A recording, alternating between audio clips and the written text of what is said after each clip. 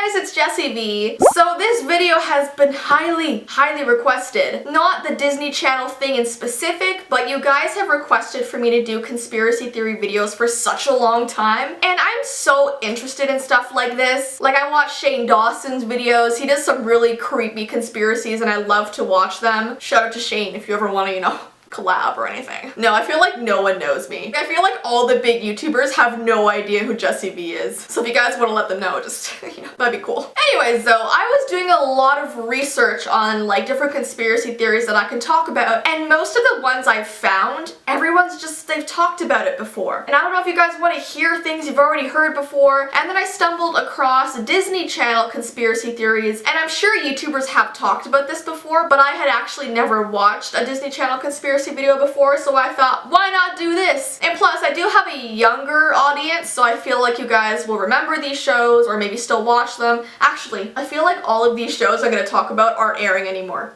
They probably aren't. But anyways, here's the thing with these theories. None of these theories are mine. Let's just start with that. And secondly, they are fan theories and they're pretty out there. Like, a lot of them make me laugh and a lot of them are just kind of insane and maybe don't make any sense. But we're gonna talk about them anyways. Okay, so we're gonna start with the first theory, which comes from The Suite Life of Zack and Cody. But this one particularly, I believe, comes from The Suite Life on Deck, which came after The Suite Life of Zack and Cody. And I remember I used to watch both shows. And here's the theory, and it's so silly, so prepare yourselves. The theory is that London Tipton is actually from Hogwarts. She's actually a wizard. This trend actually started on Tumblr. Everybody was really surprised by an episode of Suite Life on Deck when they actually mentioned Voldemort's name, because I guess people weren't really expecting a Harry Potter reference to be brought up. I'll try and find a video clip of this, but basically one of the characters says, "Did you bring a picture of you and he who shall not be named?" And London looks at them and says,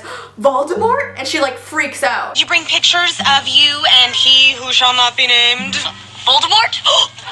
So because of that one silly scene, people believe that she actually came from Hogwarts, and there's kind of some meaning behind this. They say that this is kind of the reason why London is so ditzy and non-understanding of simple muggle objects. It wasn't because she was actually stupid, it was because she was actually a witch. So she was kind of just brought into this muggle world and didn't really know what was going on. So she came across as this really silly character when really she was just getting used to this whole new world. And that was also the reason why her parents weren't around, because they were wizards and probably very busy with their jobs at the ministry. Now, do I believe this conspiracy? Because I feel like after I tell you guys a conspiracy, I should say if I believe it or not. No.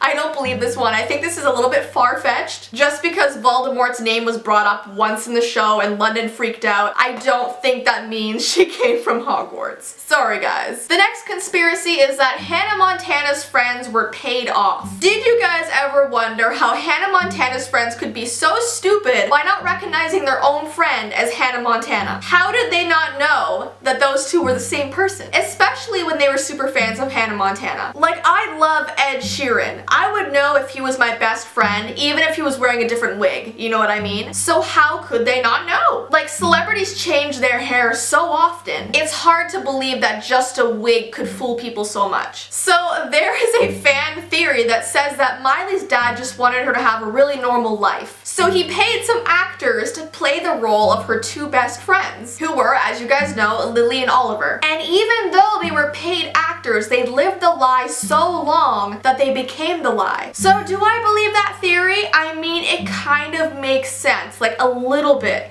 Just a little bit. But then there's an even crazier theory that says that Hannah Montana's wig has mind-controlling powers and it hypnotizes people so that they don't recognize her. Do I believe that one? I mean, it could be possible. I'm just kidding. The next conspiracy theory I'm sure you guys have heard of before, because I definitely have, but it is that Lizzie Mcguire is actually schizophrenic. So there's a theory on Reddit that goes into the deep world of Lizzie Mcguire, claiming that the whole show is based off a middle school girl who is starting to show signs of schizophrenia. And these symptoms are present in the way that she can see and hear things that nobody else can, like her beloved alter ego, like you guys have seen, that little like cartoon Lizzie Mcguire that follows her around. Usually this cartoon Lizzie comes out when she feels stuck in a situation, or she wants to say something that she can't actually say in real life. The little cartoon Lizzie basically comes out when she's stressed, because in actuality, schizophrenic responses become heightened when people feel like they're in really stressful situations. And then this theory goes even deeper and claims that her best friend Miranda isn't even real either. She is also just a figment of Lizzie's imagination. By the end of Lizzie's middle school, this user on Reddit claims that Lizzie started to take her medication, so Miranda disappeared and the little cartoon Lizzie disappeared, and that's why they're kind of no longer there. Because if you noticed, like if they were there in the show and then suddenly when the movies came out, they were gone. So then you're probably wondering, well, what happened to Lizzie in these movies? Like, does this theory still apply? Well, here's the continuation. So because Lizzie's parents thought that she was finally mentally sound, she's dealing with her schizophrenia, she is okay to go to Rome. So they let her go to Rome thinking, oh, she's cool, her mind is all good now. Well, when she got to Rome, her mental stability kind of went downhill again, and she actually believed that the Italian pop star named Paolo was talking to her. She hallucinated that she was there during the International Music Awards, and she hallucinated that she was singing that song on stage. Now, I actually remember loving this song as a child, but I can't remember how it goes, so I'm gonna go on YouTube right now and just see, because like I'm really curious. Lizzie Mcguire Rome song? I don't know what to put in there. Oh, what dreams are made of. Oh my gosh, I remember this.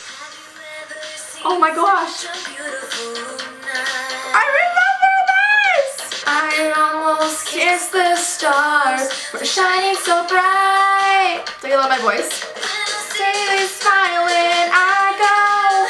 Oh, oh, oh. Hey now, this is what dreams are made of. Somewhere I belong, I've got somebody to love. Oh my gosh, I can't keep doing this. Stop! It's playing on its own. Anyways, that's a good song.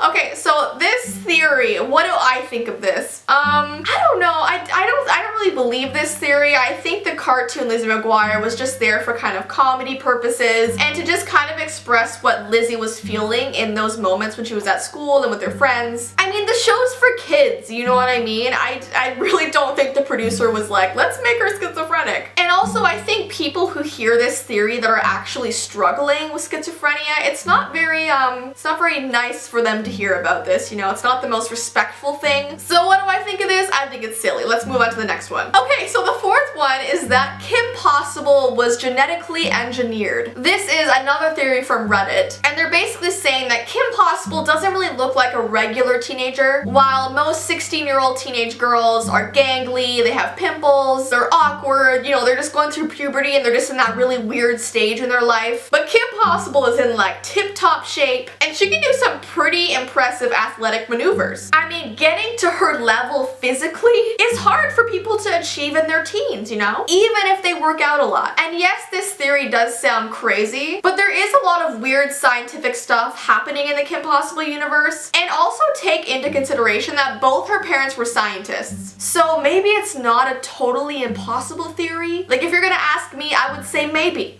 Maybe. The next theory is that Candice from Phineas and Ferb made everything up. And I think I've actually heard this theory somewhere before. It's a very sad one, that's for sure. So basically, most of the show Phineas and Ferb consists of Candice, their sister, freaking out and obsessing over the stuff that her brothers Phineas and Ferb do. She tries so hard to get them in trouble with their mom. But what if none of that was real? What if Candice was just making all of this crazy stuff up? The theory is that Candice was traumatized by the death of Phineas after he died by a punch from a bully. So she went crazy and started pretending that Phineas was still alive and going on adventures with Ferb. And this explains why her mom never actually saw Phineas and Ferb doing all of these crazy things, because they never actually were. It was all in her mind. And the more Candice was told that she was hallucinating, the more frantic she became. So like, I don't know. I don't really believe this theory, because I mean, it's just a kid show. They're not actually gonna delve that deep into, you know, death and everything, right? Like, that's That's so depressing. So for this one, I'm gonna say no. I don't believe that's what's going on here. The next theory, however, is a possible one. It is from the same show, and it is that, let me just try and get his name right, Dr. Doofenshmirtz, is that how you say his name? I never really watched the show. That he is actually Phineas's father. So a Reddit user claims that there was a lot of evidence for this. For starters, and I mean this one makes sense, both of their heads are very similarly shaped. Like they really are if you look at a picture of both of them. Secondly, this can explain why Phineas is so smart. And I mean, yes, Dr. Doofenshmirtz or whatever his name is kind of a goof. He's kind of silly, but he's also an evil genius, so there's that. Doofenshmirtz also has a thing for Phineas's mom,